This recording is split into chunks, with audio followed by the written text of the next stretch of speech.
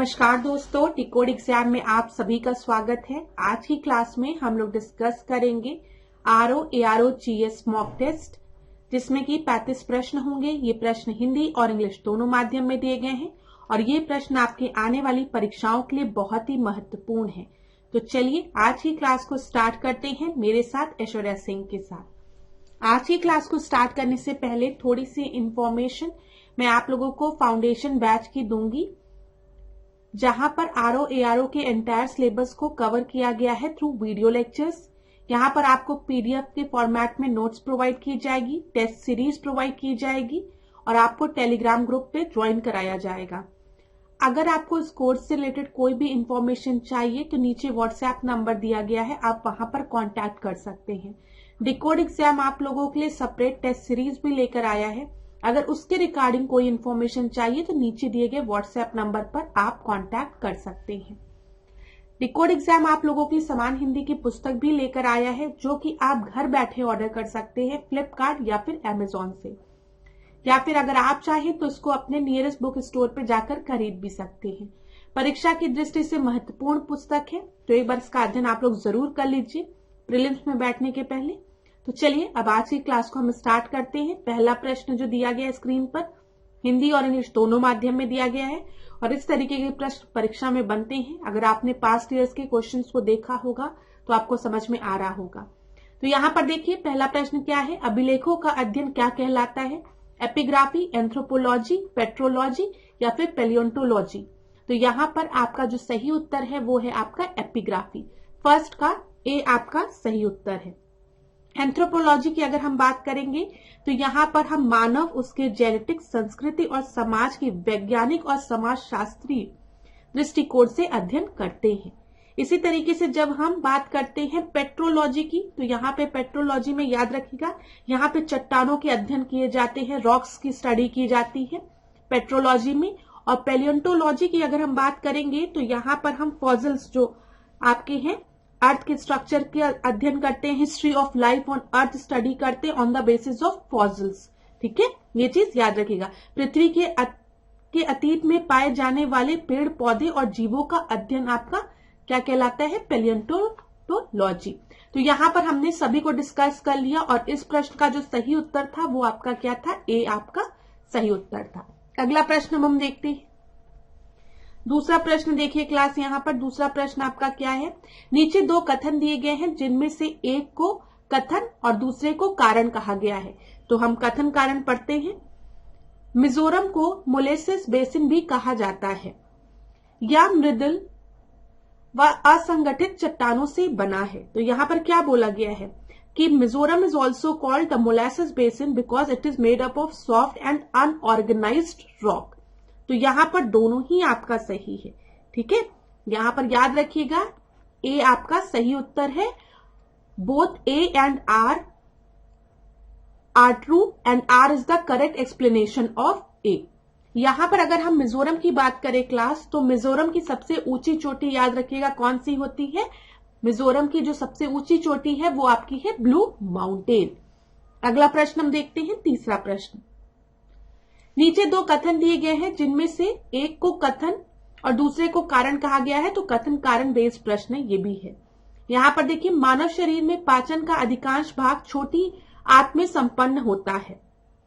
दूसरा आपको दिया गया है भोजन की पाचन क्रिया मुख से प्रारंभ होती है। तो यहाँ पर अगर आप दोनों स्टेटमेंट देखेंगे तो दोनों ही स्टेटमेंट सही है, लेकिन यहाँ पर जो आर है is not a explanation, is a not correct explanation of A. ठीक है, ये चीज याद रखिएगा। दोनों ए तथा आर सत्य है तथा आर ए का सही व्याख्या नहीं है, तो यहां पर बी आपका सही हो जाएगा। देखिए जो भोजन की पाचन क्रिया होती है वो मुख से प्रारंभ होती है, ये सही है। इसके बाद भोजन जो है वो अमाशय में जाता है और अमाशय से जठर रस निकलता है। यकृत से निकलने वाला पित्त रस भोजन को क्षारीय बनाता है और अमाशय में से भोजन छोटी आंत में आता है। यही भोजन के अधिकांश भाग की पाचन क्रिया संपूर्ण हो जाती है, याद रखिएगा। चलिए अगला अब हम देखते हैं चौथे प्रश्न को।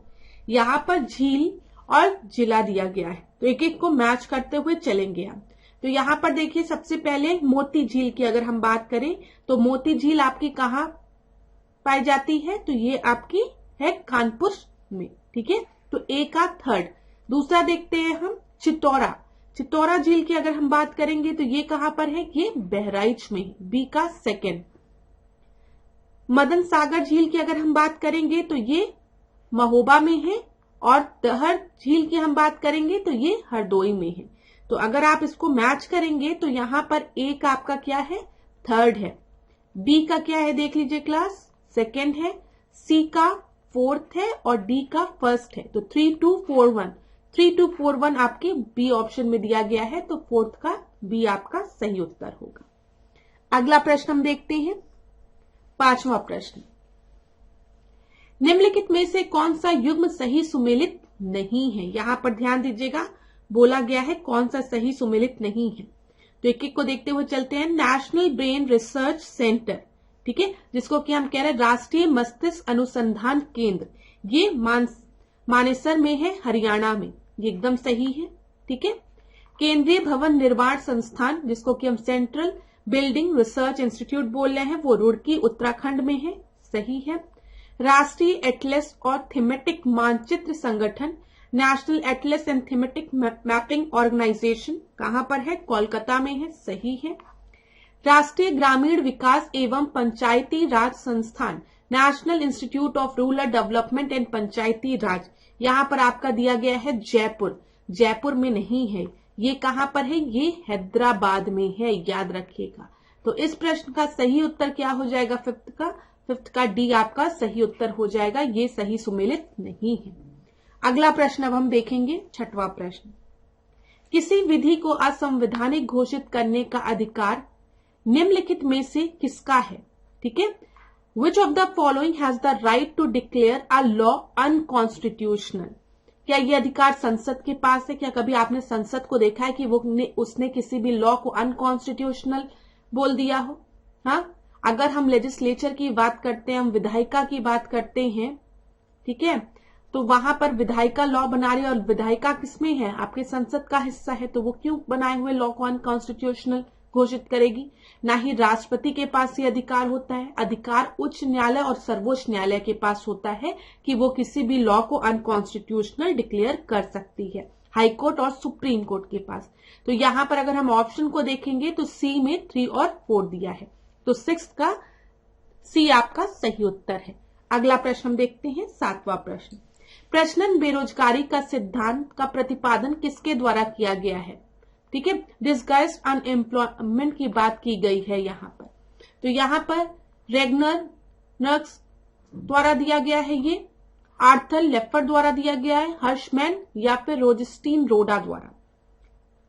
तो यहाँ पर आपका जो सही उत्तर है वो है रेगनर द्वारा ये सिद्धांत दिया गया है। प्रश्नन बेरोजगारी, अच्छा अगर हम प्रश्नन बेरोजगारी की बात करें क्लास, तो यहाँ पर इसका अर्थ अगर हम भारत के कंटेक्स्ट में प्रश्नन बेरोजगारी को देखें तो आप देखेंगे एग्रीकल्चर फील्ड में हमारे यहाँ प्रश्नन बेरोजगारी दिखती है। इसका अर्थ क्या होता है, जितने लोगों की जरूरत होती है उससे कई अधिक लोग उस कार्य को कर रहे होते हैं। जैसे एक छोटा सा लैंड है, अब हमारे यहाँ स्मॉल मार्जिनल फार्मर्स ही ज्यादा होते, स्मॉल फार्मर्स, तो उनके पास एक छोटी सी जमीन है और इसी जमीन में पूरे परिवार के 10-20 मेंबर लगे हुए हैं खेती करने के लिए। इस छोटी सी जमीन में 2 लोग भी मिलकर खेती कर सकते हैं, लेकिन यहाँ पर 10-20 लोग खेती कर रहे हैं। यहाँ पर जो एग्जाम्पल है ऐसे आप कर सकते हैं, कोई फैक्ट्री है, वहां पर 100 जूते बनाने हैं, ठीक है, उन 100 जूते को 10 लोग मिलकर बना सकते हैं, लेकिन यहाँ पर 100 जूतों को बनाने के लिए 100 लोगों को रख दिया गया है। तो ये भी क्या है, प्रश्नन बेरोजगारी है। समझ में आया। पर प्रश्नन बेरोजगारी उस बेरोजगारी को कहते हैं जिसमें कुछ लोगों की उत्पादकता शून्य होती है, मतलब उनकी जरूरत ही नहीं है। अर्थात यदि इन लोगों को उस काम में से हटा भी दिया जाए तो भी उत्पादन में कोई अंतर नहीं आएगा, ये चीज याद रखिएगा। और कभी परीक्षा में पूछा कि प्रश्नन बेरोजगारी जो रेगनर द्वारा दी गई है भारत के कंटेक्स्ट में किस सेक्टर में ज्यादा दिखती है, तो आप एग्रीकल्चर सेक्टर मान के चलेंगे, ठीक है, याद रखिएगा। अच्छा, यहाँ पर रेगनर द्वारा एक और प्रश्न बनता है, इसको भी याद रखिएगा। परीक्षा में एक बार पूछा है कि गरीबी का दुष्चक्र सिद्धांत किसके द्वारा दिया गया है। तो गरीबी का जो दुष्चक्र सिद्धांत है, यहां पर देख लीजिए आप, गरीबी का दुष्चक्र सिद्धांत जो है ये भी रेगनर द्वारा ही दिया गया है। ये परीक्षा में पूछा गया प्रश्न है, तो मैंने आपको बता दिया। चलिए अगला हम देखते हैं 8वां। महाभारत का तेलुगु अनुवाद करने वाले कवित्र में कौन शामिल नहीं था। ठीक है, तो यहां पर कौन शामिल नहीं था देख लेते हैं हम।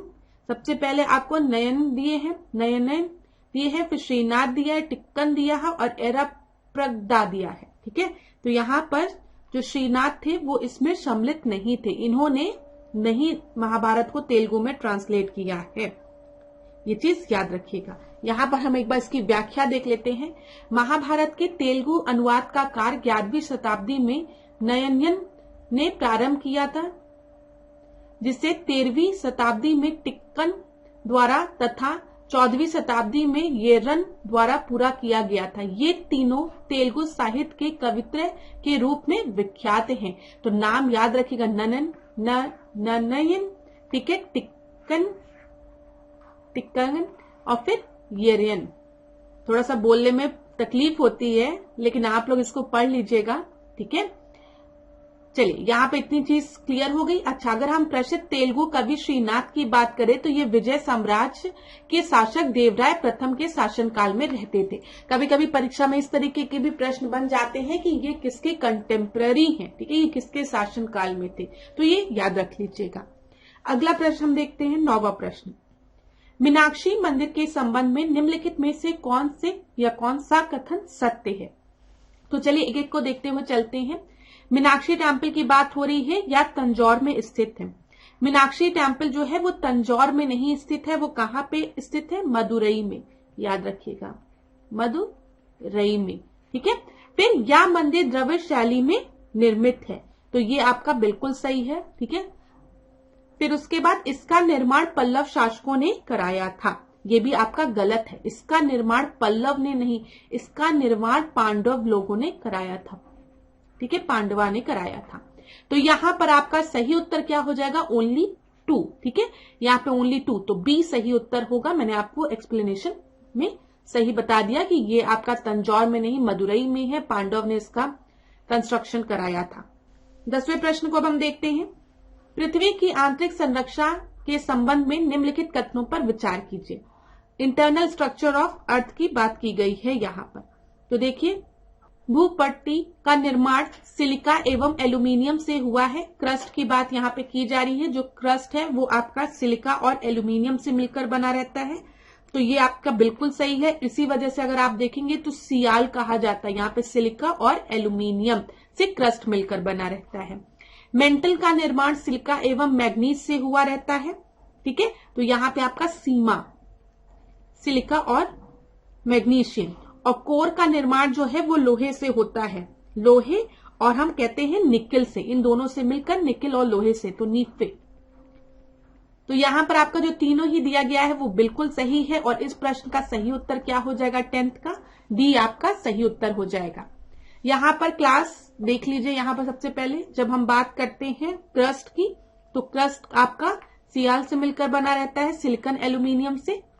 फिर उसके बाद मेंटल सीमा, जब आप बात करते हैं सिलिका एवं मैग्नीशियम से, और कोर जो है आपका मेन वो निकिल और आपका लोहे से, फेरस से। यहां पर देखिए, सेस्मिक डिसकंटिन्यूटी भी परीक्षा में पूछी जाती है, मैंने पहले के टेस्ट में भी आपको कराया है। आपको पता है जो क्रस्ट है वो सबसे आउटर होता है, ठीक है, और कोर सबसे इनर होता है, ये चीज आप सभी को पता होगी। अब क्रस्ट के बाद आता है आपका अपर मेंटल, ठीक है, लोअर मेंटल, इसी तरीके से आउटर कोर आता है और इनर कोर आता है। ठीक है, तो इनर कोर और आउटर कोर के बीच में जो डिसकंटिन्यूटी होती है उसको हम क्या कहते हैं, उसको हम लेमन डिसकंटिन्यूटी कहते हैं। ठीक है, आउटर कोर और लोअर मेंटल के बीच में जो डिसकंटिन्यूटी होती है उसको हम यूटेनबर्ग डिसकंटिन्यूटी कहते हैं। अपर मेंटल और लोअर मेंटल के बीच में जो डिसकंटिन्यूटी होती है उसको हम रैपेटिक कहते हैं। ठीक है, रैपेटिक डिसकंटिन्यूटी। और लोअर क्रस्ट और अपर मेंटल के बीच में जो डिसकंटिन्यूटी होती है उसको हम मोहर डिसकंटिन्यूटी कहते हैं, और अपर क्रस्ट और लोअर क्रस्ट के बीच में जो डिसकंटिन्यूटी होती है उसको हम कोनार्ड डिसकंटिन्यूटी कहते हैं। तो आप किसी भी तरीके से याद कर सकते हैं इसको, ये आप पे डिपेंड करता है, लेकिन अगर ये कोड आप 2-3 बार देखेंगे आपको याद रहेगा CMRGL, ठीक है, CMRGL। तो आपको पता है कि जो क्रस्ट है वो भी 2 हिस्सों में बटा है, मेंटल भी 2 हिस्सों में बटा है, कोर भी 2 हिस्सों में बटा है। अब सबको प्लेस कर देना। जब हम कोनार्ड की बात करेंगे तो अपर क्रस्ट लोअर क्रस्ट, मेंटल की बात करेंगे तो आपका क्या होगा बताइए, लोअर क्रस्ट अपर मेंटल। जब रेपिटी की बात करेंगे अपर मेंटल लोअर मेंटल, ठीक है। ग्यूटेनबर्ग की बात करेंगे लोअर मेंटल आउटर कोर, और यहां पे जब लेमन की बात करेंगे तो आपका आउटर कोर और इनर कोर। तो CMRGL करके याद करेंगे तो याद रहेगा आपको। चलिए 11वें प्रश्न को अब हम देखते हैं। 11वां प्रश्न क्या है, नीचे 2 कथन दिए गए हैं जिनमें से एक को कथन और दूसरे को कारण कहा गया है। तो यहां पर कथन क्या है, विटामिन के यकृत से प्रोथ्रोम्बिन नामक पदार्थ के निर्माण में भाग लेता है, और कारण आपको दिया गया विटामिन के चोट में रक्त का थक्का जमाने के लिए आवश्यक होता है। तो यहां पर आपका दोनों ही स्टेटमेंट सही है और R is a correct explanation of A, बिल्कुल सही है। Vitamin A participate in the production of substance called prothrombin in liver, ये आपकी बिल्कुल करेक्ट स्टेटमेंट है जो पहला स्टेटमेंट दिया है। और विटामिन के is essential for blood clotting in injuries, ये भी आपका सही है, ठीक है, यहाँ पे याद रखिएगा।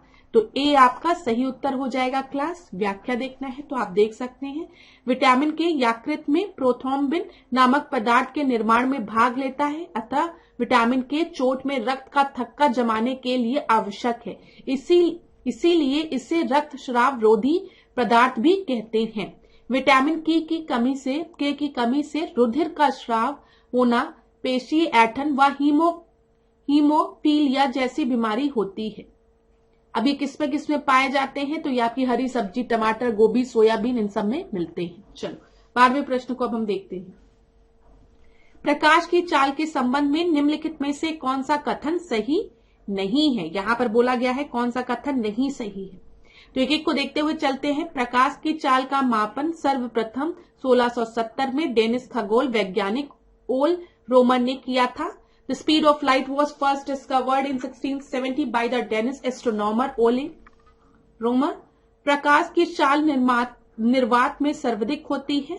The speed of light is maximum in vacuum. प्रकाश की चाल माध्यम के अपवर्तनांक पर निर्भर करती है। The speed of light depend on the refractive index of a medium. और प्रकाश की चाल एवं माध्यम के अपवर्तनांक में सीधा संबंध होता है। There is a direct relationship between the speed of light and refractive index of a medium. तो यहां पर क्लास आपसे पूछा गया which of the following statement is not true. तो मैं आपको बता दूं यहां पर डी आपका सही नहीं है। व्याख्या देख लीजिए एक बार आप लोग। जब हम लोग बात करते हैं प्रकाश की, जब हम लोग लाइट की बात करते हैं तो प्रकाश की जो चाल है वो आपकी का मापन सर्वप्रथम 1670 में ओल रोमर द्वारा किया गया था। ये एकदम सही है, ओल रोमर, जो भी आप इसको प्रोनाउंस करिए। प्रकाश की चाल निर्वात में सर्वाधिक होती है, वैक्यूम में सर्वाधिक होती है, ठीक है। अगर हम कांच में देखेंगे तो कितनी है ये देख लीजिए, 10 to the power 8 होना चाहिए ये, ठीक है। इसको आप वो कर लीजिएगा, ये 8 है, ये 108 नहीं है ये, ठीक है। आपने देखा होगा हम लोग स्पीड ऑफ लाइट क्या लिखते हैं, 1 minute, 3 into 10 to the power 8 इसको करिएगा, ठीक है। यहां पर ध्यान से, और इसको थोड़ा सा ये हो गया, रुकिए मैं इसको इरेज कर देती हूं आप लोगों के लिए ताकि आप लोगों को क्लियर दिखे, ठीक है। यहां पर आप ज्यादा अच्छे से विजिबल होगा आपको। तो यहां पर याद रखिएगा क्लास, जब भी हम प्रकाश की चाल माध्यम के अपवर्तनांक पर निर्भर करती है, प्रकाश की चाल एवं अपवर्तनांक में उल्टा संबंध होता है, ना कि सीधा संबंध होता है। अर्थात माध्यम का अपवर्तनांक जितना अधिक होगा प्रकाश की चाल उतनी ही कम होगी। इनवर्सली प्रोपोर्शनल है ना, तो मतलब एक बढ़ेगा तो दूसरा आपका घटेगा, ये चीज याद रखिएगा। तो जितना अधिक होगा प्रकाश की चाल उतनी ही कम होगी, जबकि माध्यम का अपवर्तनांक जितना कम होगा प्रकाश की चाल उतनी ही अधिक होगी। ये चीज क्लियर हो गई होगी। और यहाँ पर प्लीज आप लोग इसको सही कर लीजिएगा, ये 108 नहीं है, ये 10 to the power 8 है, इस तरीके से लिखाएगा। चलिए 13 प्रश्न को अब हम देखते हैं। निम्नलिखित को उनके कालक्रम अनुसार व्यवस्थित कीजिए। तो यहां पर देखिए सबसे पहले आपको दिया गया है वर्ल्ड नेचर ऑर्गेनाइजेशन, विश्व प्रकृति संगठन। फिर आपको दिया गया है वैश्विक पर्यावरण सुविधा नामक संस्था की स्थापना, फिर अर्थ आवर की शुरुआत, उसके बाद लास्ट पे आपको दिया गया WWF के बारे में, वर्ल्ड वाइल्ड लाइफ फंड के बारे में। तो यहां पर जब हम बात करते हैं, एक एक को देखते हुए चलते हैं। विश्व वन्यजीव कोष की स्थापना, ठीक है, विश्व वन्यजीव कोष की स्थापना, वर्ल्ड वाइल्ड लाइफ फंड की स्थापना, ये तो ये 1961 में हुई है। यहां पर जब हम वैश्विक पर्यावरण सुविधा की बात करेंगे, ग्लोबल इन्वायरमेंट फैसिलिटी की बात करेंगे, तो ये 1992 में, और मैंने पहले भी डिस्कस किया है, ये फाइनेंशियल इंस्टीट्यूशन है जो कि फाइनेंशियल एड्स प्रोवाइड करती है।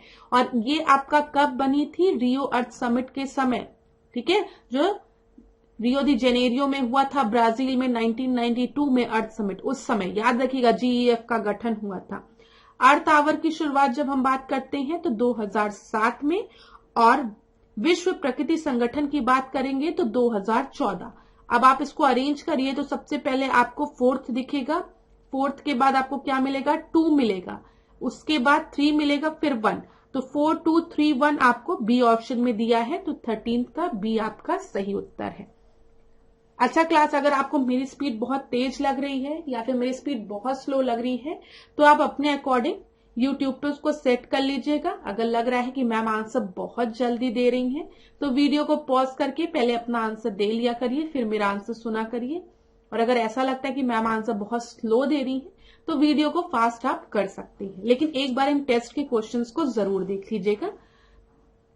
14 प्रश्न को अब हम देखते हैं। ऊर्जा उत्पादन के लिए कोशिका प्रायः किसका उपयोग करती है? What does a cell often use to produce the energy? तो यहाँ पर ग्लूकोज दिया है, सुक्रोज दिया है, फैट दिया है और एमिनो एसिड दिया है। तो ऊर्जा उत्पादन के लिए जो कोशिका प्रायः ग्लूकोज का उपयोग करती है, ठीक है, यहाँ पर ए आपका सही उत्तर है। तुरंत देखो ग्लूकोज पिलाया जाता है, जैसे ही आप पेंट होने वाले रहते हैं या कुछ होता है तो तुरंत ग्लूकोज पिलाया जाता है ताकि आपको तुरंत ऊर्जा मिले, एनर्जी मिले। 15 प्रश्न को हम देखते हैं। हिंदी साहित्य का प्रथम ज्ञानपीठ पुरस्कार किसे प्रदान किया गया था? यहाँ पर फर्स्ट पूछा गया है तो याद रखिएगा। तो हिंदी साहित्य का प्रथम ज्ञानपीठ पुरस्कार 1968 में प्रकृति के सुकुमार कवि सुमित्रा नंदन पंत को मिला था, ये चीज याद रखिएगा। तो यहाँ पर आपका सही उत्तर क्या है? बी है, ठीक है, 15 का बी आपका सही उत्तर है। अगला प्रश्न हम देखते हैं। एकदम साधारण सा प्रश्न था, कोई एक्सप्लेनेशन की जरूरत नहीं थी यहाँ पर। चलिए, रोहिला सूर्य मंदिर के संबंध में निम्नलिखित कथनों पर विचार कीजिए। रोहिला सूर्य मंदिर आपका महोबा में स्थित है, फिर या 9वीं शताब्दी की एक अद्वितीय संरचना है। तो यहाँ पर जो दोनों ही स्टेटमेंट आपके दिए गए हैं वो बिल्कुल सही है। रोहिला का जो सूर्य मंदिर है वो महोबा में स्थित है, या मंदिर आपके 9वीं शताब्दी में बना था। तो 16 का सी आपका सही उत्तर है। अगला प्रश्न हम देखते हैं, 17 प्रश्न। निम्नलिखित में से कौन सा कथन असत्य है? तो ध्यान से देखिएगा, असत्य कथन पूछा गया है यहाँ पर। तो सबसे पहले आपको दिया गया है सुपीरियर झील विश्व की सबसे बड़ी मीठे पानी की झील है। तो यहाँ पर जो सुपीरियर झील है वो विश्व की सबसे मीठे पानी की झील है, सबसे बड़ी, तो ये आपका बिल्कुल सही है। बैकाल झील विश्व की सबसे गहरी झील है, ये भी सही है, ठीक है। कैस्पियन सागर विश्व की सबसे बड़ी झील है, ये भी सही है। विक्टोरिया दिया गया है, जो विक्टोरिया झील है वो विश्व की सबसे लंबी झील है, नहीं, ये आपका गलत है। विक्टोरिया झील जो नहीं, यहाँ पर आपका होना चाहिए टांगानिका झील, ठीक है। तो यहाँ पर डी आपका सही उत्तर होगा, क्योंकि नॉट करेक्ट पूछा है। व्याख्या में देखिए, टांगानिका झील विश्व की सबसे लंबी झील है, ठीक है। बैकाल झील की बात करेंगे तो ये रूस के साइबेरिया क्षेत्र में स्थित है, इसे हम पवित्र झील भी कहते हैं, बैकाल झील को, ठीक है। आयतन की दृष्टि से विश्व की सबसे साफ या मीठे पानी की सबसे बड़ी झील है, आयतन के हिसाब से यहाँ पर दिया गया है, ये चीज याद रखिएगा क्लास, ठीक है। विश्व की प्राचीनतम एवं सबसे गहरी झील आपकी कौन सी है? वो आपकी बैकाल झील है। इसे पर्ल ऑफ साइबेरिया भी कहा जाता है और इप्चुरा क्रस्टियस इस झील को सतत फिल्टर करते रहते हैं। तो यहाँ पर इतना आपको नहीं याद रखना है, बस आप जो हमने पॉइंट्स बताए हैं उनको आप याद रखिएगा, उतना सफिशिएंट है। चलिए अगला देखते हैं। यहाँ पर देखिए, यहाँ पर सारे झीलों के बारे में दिया गया है। यहाँ पर अभी हमने डिस्कस किया बैकाल झील के बारे में। अब यहाँ पर आप देख लीजिए कि बैकाल झील के बाद सुपीरियर झील, जो कि मैंने आपको बताया, जो सुपीरियर झील है वो यूएसए और कनाडा में लोकेटेड है आपके बॉर्डर पे। यहाँ पर विश्व की सबसे बड़े मीठे पानी की झील पूछेगा, क्षेत्रफल के हिसाब से हम बात कर रहे हैं तो वो आपकी सुपीरियर लेक है। ठीक है, डुलुथ व थंडर बे जो है वो इसी झील के किनारे स्थित है। डुलुथ आपका यूएसए में आता है और थंडर बे जो है वो कनाडा में आता है। और ये झील जो है वो लौ आयरन ओर के लिए बहुत फेमस है। टांगानिका झील की अगर हम बात करेंगे तो ये तंजानिया, जाम्बिया, जैरे, ठीक है, बुरुंडी में स्थित एक भ्रंश घाटी झील का उदाहरण है। आयतन के हिसाब से अफ्रीका महाद्वीप की ये सबसे बड़ी झील है। ठीक है, आयतन के हिसाब से अफ्रीका महाद्वीप की, और विश्व की दूसरी सबसे गहरी झील है, किसके बाद? बैकाल के बाद। ये चीज याद रखिएगा आप लोग। ठीक है, हम लोग टांगानिका की बात कर रहे हैं। विश्व की सबसे लंबी झील आपसे पूछा गया था तो आप क्या बताएंगे? टांगानिका झील है। लेकिन अगर आपसे पूछेगा कि सबसे गहरी झील, ठीक है, तो आप बैकाल बताएंगे। दूसरे नंबर पे टांगानिका है, लेकिन विश्व की सबसे लंबी झील पूछेगा तो उसका उत्तर क्या होगा? टांगानिका होगा। याद रखिएगा क्लास। इस झील के तटीय क्षेत्र में सिसाल हेम्प नामक रेशे का सर्वाधिक उत्पादन होता है। चलिए 18वें प्रश्न को अब हम देखते हैं। निम्नलिखित में से कौन सा निर्वाचन आयोग का कार्य नहीं है? ठीक है, यहाँ पर एक एक को देखते हुए चलते हैं। सबसे पहले आपको दिया गया है चुनाव की अधिसूचना जारी करना। ठीक है, चुनाव की अधिसूचना जारी करना, issuing the notification for election. आचार संहिता के उल्लंघन पर किसी प्रत्याशी को चुनाव लड़ने से रोकना, चुनाव चिन्ह का बंटवारा करना, चुनाव की वैधता का निपटारा करना। तो मैं आपको बता दूं, यहाँ पर पूछा गया है कि इसमें से कौन सा इलेक्शन कमीशन का फंक्शन नहीं है, नॉट अ फंक्शन। अगर प्रश्न को आप देखेंगे तो नॉट दिया गया है यहाँ पर। ठीक है, तो अगर हम अधिसूचना की बात करेंगे तो अधिसूचना जो है वो निर्वाचन आयोग की सिफारिश पर संसद के लिए राष्ट्रपति और विधानमंडल के लिए राज्यपाल जारी करता है, ना कि इलेक्शन कमीशन जारी करता है। ये चीज आप याद रखिएगा।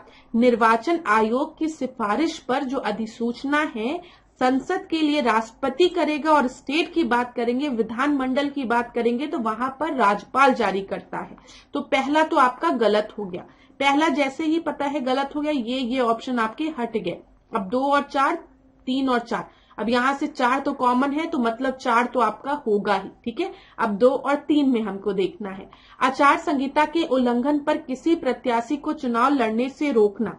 ठीक है, ये किसका है? ये कौन करता है? तो आचार संहिता के उल्लंघन पर किसी प्रत्याशी को चुनाव से लड़ने से नहीं रोका जा सकता है। ठीक है, ये रोका नहीं जा सकता है उसको। एक चीज आप याद रखिएगा यहाँ पर। तो यहाँ पर आपका दूसरा भी गलत है और आपका सही उत्तर क्या हो जाएगा? यहाँ पे क्या पूछा? Not a function, sorry, not a function पूछा है ना क्लास। तो ये मैं आपको थोड़ा सा मैंने आप लोग को कंफ्यूज कर दिया है। तो इस प्रश्न का सही उत्तर होगा ए। ठीक है, ए आपका सही उत्तर होगा, क्योंकि पहला और दूसरा इलेक्शन कमीशन का, निर्वाचन आयोग का फंक्शन नहीं होता है। जो सिंबल्स हैं उसको कौन अलॉट करता है? उसको निर्वाचन आयोग ही डिस्ट्रीब्यूट करता है। ये बिल्कुल सही है आपका, ये चीज याद रखिएगा। यहाँ पर देख लीजिए, निर्वाचन आयोग की सिफारिश पर संसद के लिए राष्ट्रपति और विधानमंडल के लिए राज्यपाल जारी करता है। ठीक है, परंतु बाद में समय और निर्वाचन तिथि आदि की अधिसूचना निर्वाचन आयोग जारी करता है। अधिसूचना की बात की गई है। ठीक है, परंतु बाद में समय और निर्वाचन तिथि आदि की अधिसूचना कौन करता है? निर्वाचन आयोग करता है।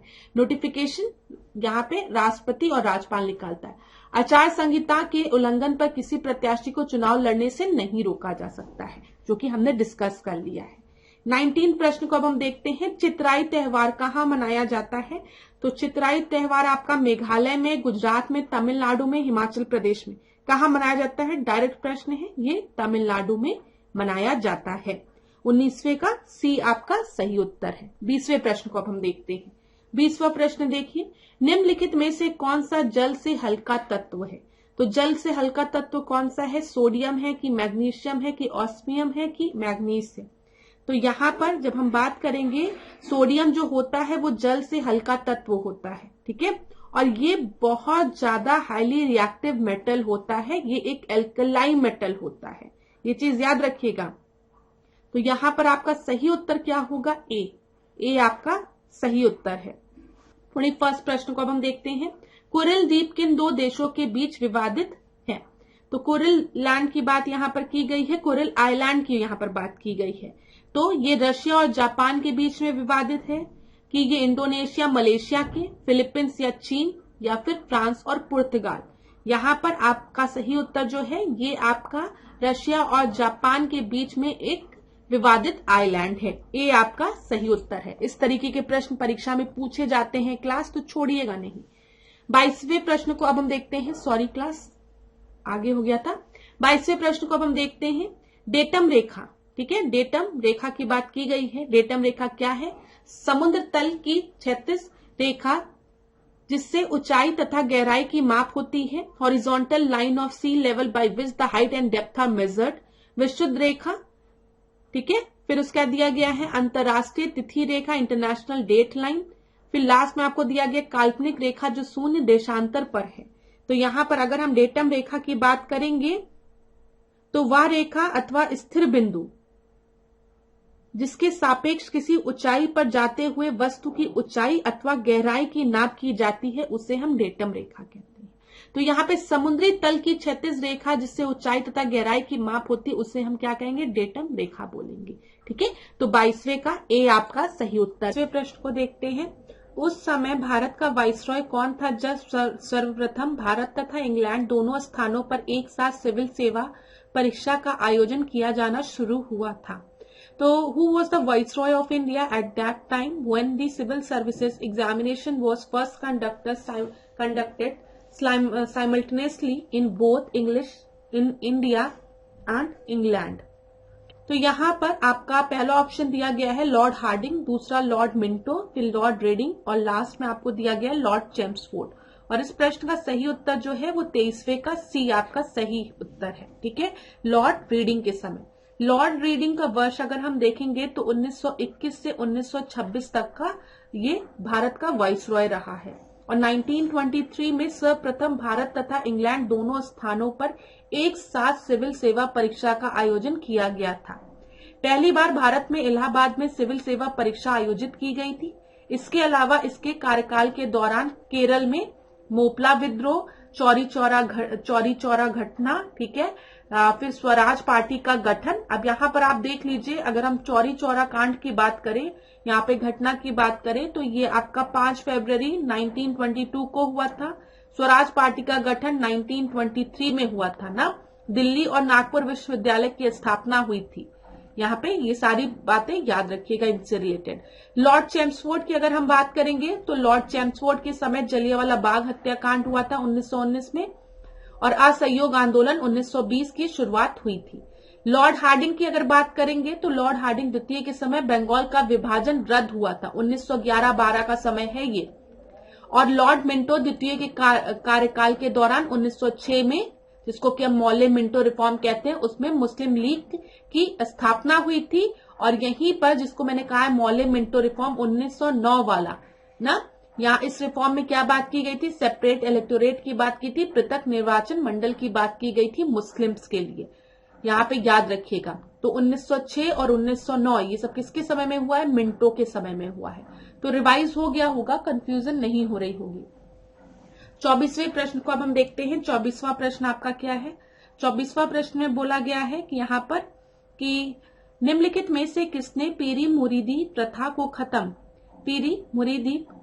को खत्म करने की वकालत की थी तथा तहजीब उल अखलाक नामक पत्रिका का प्रकाशन किया था? तो किसने किया था ये प्रश्न पूछा गया है। यहाँ पर सबसे पहला ऑप्शन आपको दिया गया सर सैयद अहमद खान, फिर मिर्जा गुलाम अहमद, फिर मोहम्मद इकबाल और फिर आखिरी में आपको दिया गया रशीद अहमद गंगोही।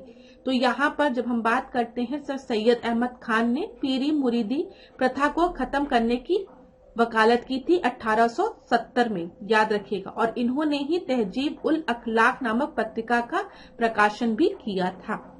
तो यहाँ पर आपका सही उत्तर क्या है? सर सैयद अहमद खान। 24 का ए आपका सही उत्तर है, पहला ही जो दिया गया था। 25वें प्रश्न को हम देखते हैं, व्यक्तिगत सत्याग्रह आंदोलन के तीसरे सत्याग्रही कौन थे? तो यहाँ पर देखिए ज्यादातर परीक्षा में दूसरा पूछा जाता है, पहला पूछा जाता है, यहाँ पर तीसरा पूछ लिया है। तो यहाँ पे जो तीसरे सत्याग्रही थे वो आपके थे ब्रह्मदत्त। ठीक है, ब्रह्मदत्त। 25 का सी आपका सही उत्तर है। महात्मा गांधी ने 17 अक्टूबर 1940 को महाराष्ट्र के पवनार में व्यक्तिगत सत्याग्रह शुरू किया था। ठीक है, और व्यक्तिगत सत्याग्रह के जो प्रथम सत्याग्रही थे वो कौन थे? विनोबा भावे थे। अगर दूसरा पूछेगा तो आप बताएंगे जवाहरलाल नेहरू, लेकिन इस प्रश्न में आपसे तीसरा पूछा है तो तीसरे कौन थे? ब्रह्मदत्त थे। अगला हम देखते हैं 26वां प्रश्न, किस मुगल बादशाह के कार्यकाल में अंग्रेजों ने दिल्ली पर अधिकार कर लिया था?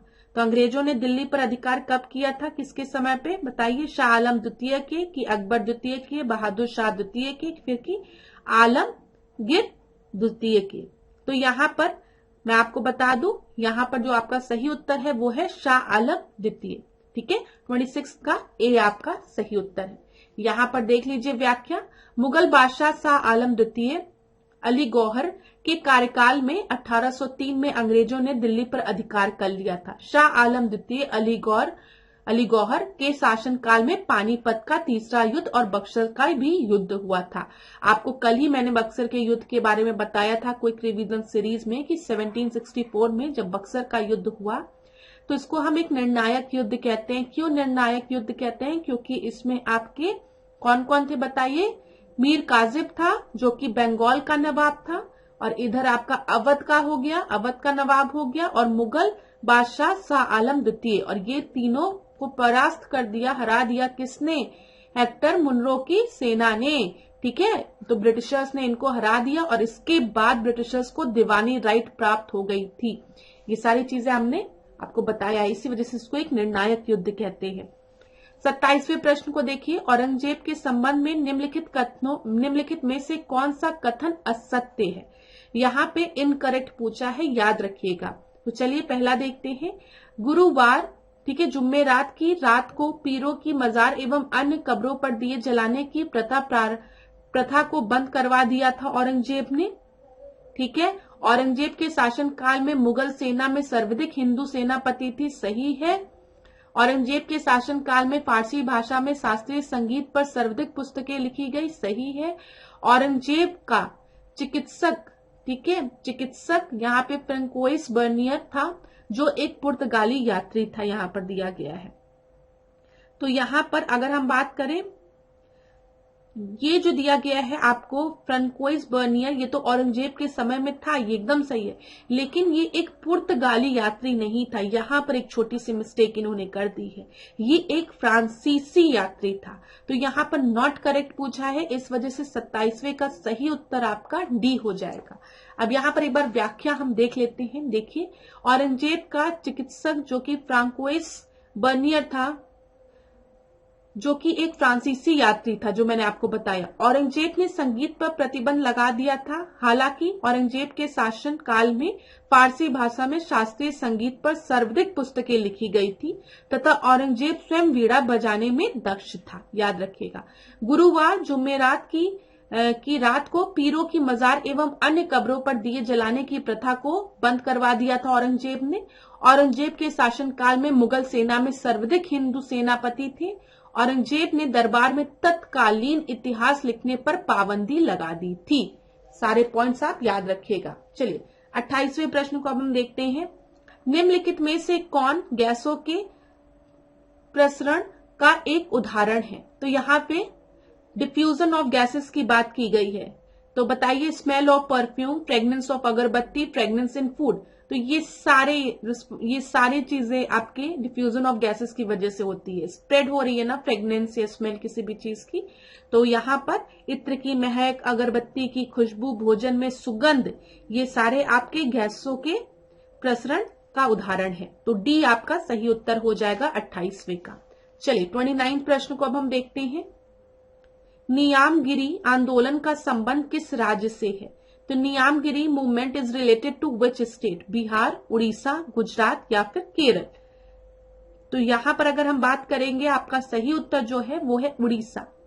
29 का बी आपका सही उत्तर है। व्याख्या देखते हैं। नियामगिरी आंदोलन उड़ीसा के कालाहांडी में 25 वर्ग किलोमीटर क्षेत्र में फैला है, जहां से वंशधारा व नागावली दो नदियां निकलती है। तो ये भी याद रखिएगा कि वंशधारा नदी और नागावली नदी, ठीक है, कहां से निकलती है? तो आप स्टेट याद रखिएगा का मतलब ये आपकी उड़ीसा से, कालाहांडी क्षेत्र से। यहाँ व्यापक पैमाने पर बॉक्साइट की खुदाई होती है, ठीक है। बॉक्साइट की खुदाई से यहाँ की दोनों नदियां व कई जल स्रोत सूख गए हैं। करीब 10 लाख की आबादी प्रभावित है। बॉक्साइट खनन के विरुद्ध यहाँ के लोगों द्वारा चलाया गया आंदोलन नियामगिरी आंदोलन कहलाता है। तो यहाँ पर आपको सारे पॉइंट्स याद रखने। सबसे पहले नियामगिरी आंदोलन कहाँ हुआ था? उड़ीसा में हुआ था। कालाहांडी कहाँ है? उड़ीसा में है। वंशधारा व नागावली जो दो नदियां हैं वो कहाँ से निकलती हैं? वो इसी क्षेत्र से निकलती है, कालाहांडी रीजन से निकलती है, उड़ीसा से निकलती है, ठीक है। और इसी के विरुद्ध जो आंदोलन चलाया गया था, ठीक है, बॉक्साइट खनन को रोकने के लिए जो आंदोलन चलाया गया था उसी को हम नियामगिरी आंदोलन कहते हैं। चलिए तीसरे प्रश्न को हम देखते हैं। 30 प्रश्न को। विश्व का पहला बाघ शिखर सम्मेलन रूस के सेंट पीटर्सबर्ग में किस वर्ष आयोजित किया गया था? 2001 में, 2010 में, 2011 में कि 2015 में? ये क्लास पूछा गया प्रश्न है, तो याद रखिएगा ये पहला था और ये 2010 में ऑर्गेनाइज कराया गया था, ठीक है। चलो अगला प्रश्न देखते हैं। बी आपका सही उत्तर था। 31 उच्च न्यायालय के न्यायाधीशों के वेतन में कब कमी की जा सकती है? तो यहाँ पर क्या दिया गया? यदि संसद 2/3 बहुमत से इसका आदेश करे, ठीक है, या फिर फाइनेंशियल इमरजेंसी के समय, वित्तीय आपातकाल के समय। और थर्ड आपको दिया गया यदि राज्य विधानमंडल इस संदर्भ में कानून पारित करे या फिर किसी काल में भी नहीं। तो आप याद रखिएगा उच्च न्यायालय के न्यायाधीशों के वेतन में किसी भी काल में कटौती नहीं की जा सकती है। ऐसा कोई भी प्रोविजन कहीं पे भी मेंशन नहीं है। ये प्रश्न बस आपको कंफ्यूज करने के लिए बनाया गया था और इसमें से ज्यादातर स्टूडेंट फाइनेंशियल इमरजेंसी लगा के आए थे, ठीक है। तो 31 का डी आपका सही उत्तर है। अगला प्रश्न हम देखते हैं 32 जो कि जनगणना पर आधारित है, ठीक है। जनगणना 2011 के संबंध में निम्नलिखित कथनों में से कौन सा कथन असत्य है? सबसे पहले आपको दिया गया है दूसरा सबसे कम जनसंख्या वाला राज्य आपका अरुणाचल प्रदेश है, ठीक है। यहाँ पर देखिए फिर दूसरा आपको स्टेटमेंट दिया गया भारत का न्यूनतम जनसंख्या वाला जिला अरुणाचल प्रदेश का दिबांग घाटी है। तीसरा आपको दिया गया है दूसरा सर्वाधिक जनसंख्या वाला राज्य महाराष्ट्र है। और आखिरी में आपको दिया गया है भारत का सर्वाधिक जनसंख्या वाला राज्य महाराष्ट्र का ठाणे है। तो यहाँ पर क्लास अगर हम देखेंगे तो आपका जो सही उत्तर है which one of the following is not true, तो ए आपका गलत है, ठीक है। ए आपका गलत है। दूसरा सबसे कम जनसंख्या वाला राज्य अरुणाचल प्रदेश नहीं है। यहाँ पर हम व्याख्या देख लेते हैं एक बार ताकि आपको क्लियर हो जाए। भारत का न्यूनतम जनसंख्या वाला राज्य अगर हम बात करेंगे तो वो आपका सिक्किम है, जबकि मिजोरम व अरुणाचल प्रदेश क्रमशः दूसरे व तीसरे पे है। तो वहां पर आपको अरुणाचल प्रदेश दिया गया था, यहाँ वहां पर क्या होना चाहिए? मिजोरम होना चाहिए। तो सबसे कम सिक्किम में है, उसके बाद मिजोरम में है, फिर आपका अरुणाचल प्रदेश में है अगर हम जनसंख्या की बात करें, पॉपुलेशन की बात करें, ठीक है। ये चीज क्लियर हो गई होगी। अब यहाँ पर अगर प्रश्न में आपसे पूछेगा कि भारत का न्यूनतम जनसंख्या वाला जिला मतलब डिस्ट्रिक्ट कौन है, तो आप बताएंगे अरुणाचल प्रदेश का दिबांग घाटी, याद रखिएगा। फिर भारत का सर्वाधिक जनसंख्या वाला राज्य अगर पूछेगा तो आप क्या बताएंगे? उत्तर प्रदेश में सर्वाधिक जनसंख्या है। दूसरे नंबर पे अगर हम बात करेंगे तो आपका महाराष्ट्र है और तीसरे नंबर पे क्या है? बिहार है। और भारत का सर्वाधिक जनसंख्या वाला राज्य पूछेगा, ठीक है, महाराष्ट्र का ठाणे, याद रखिएगा यहाँ पर। तो ये चीज आपको समझ में आ गई होगी जो मैंने आपको बताया, ठीक है। चलिए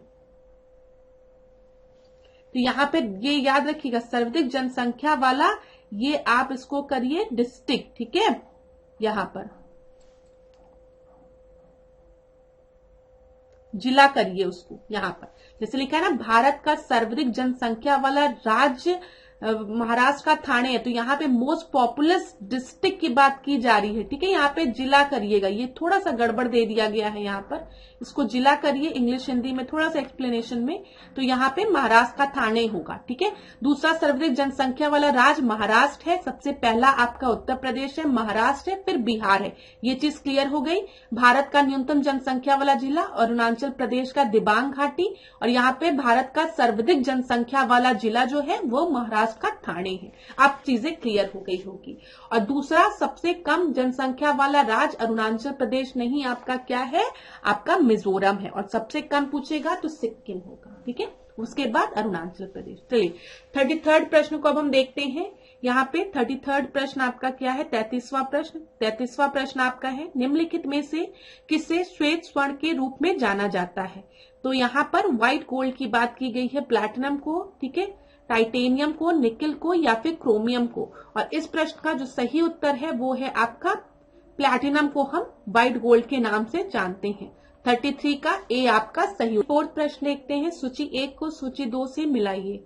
एक तरफ आपको केप दिया गया है, अंतरिक्ष दिया गया है, दूसरी तरफ आपको देश दिए गए हैं।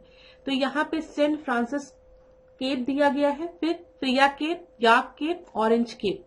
तो चलिए एक एक को मैच करते हुए चलते हैं। सेंट फ्रांसिस केप की जब हम बात करेंगे तो इसको आप इस तरीके से लिखिए, ये सेंट नहीं, ऐसे करके। तो फ्रांसिस केप जो है ये आपका दक्षिण अफ्रीका में है, तो ए का आपका 3rd हो जाएगा, ठीक है। प्रिया केप की हम बात करेंगे तो ये नाम्बिया में है, बी का 4th हो जाएगा। याक केप की हम बात करेंगे तो ये ऑस्ट्रेलिया में है, और ऑरेंज केप आपका ब्राजील में है। तो इस प्रश्न का आपका सही उत्तर क्या हो जाएगा, ए। 34th का ए आपका सही उत्तर है। चलिए 35th प्रश्न को देखते हैं। यहाँ पे ये आपका कैग से रिलेटेड प्रश्न है, तो इसको ध्यान से पढ़िए। कैग के संबंध में निम्नलिखित कथनों पर विचार कीजिए। कैग के वेतन व भत्ते भारत की संचित निधि पर भारित होते हैं। कैग की पुनर्नियुक्ति संभव नहीं है। सेवानिवृत्ति के पश्चात सरकार द्वारा भारत के अधीन या किसी राज्य सरकार के अधीन दूसरी नियुक्ति पर रोक है। कैग के बारे में ये स्टेटमेंट दिया गया है। यहाँ पर मैं बता दूं, the salary and the allowances of the CAG's are charged on the consolidated fund of India. एकदम सही है। CAG's reappointment is not possible. हाँ, कैग की रीअपॉइंटमेंट नहीं पॉसिबल है। They are not eligible for further office either under the government of India और any state, ठीक है। तो यहाँ पे याद रखिएगा ये सारे ही स्टेटमेंट आपके सही हैं, और 35th का डी आपका सही उत्तर है। अच्छा, मुझे ये बताइए कि कैग को क्या हम एज अ गवर्नर अपॉइंट कर सकते हैं कि नहीं, यस या नो, आप मुझे बताइए। यहाँ पर मैंने आपको 3rd स्टेटमेंट बताई है, he is not eligible for the further office either under the government of India और of any state after he ceases to hold his office. अब यहाँ पे मेरा प्रश्न ये है कि क्या कैग को एज अ गवर्नर किसी स्टेट का हम अपॉइंट कर सकते हैं कि नहीं, कमेंट बॉक्स में बताइएगा। चलिए क्लास, आज के सेशन को यहीं पे हम एंड करते हैं, और अगर आपको क्लास अच्छी लगी हो तो वीडियो को लाइक करिएगा, शेयर करिएगा।